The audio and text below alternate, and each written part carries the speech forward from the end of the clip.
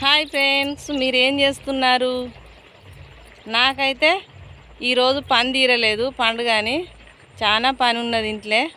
పని అంతా చేసిన, ఇప్పుడే వచ్చిన.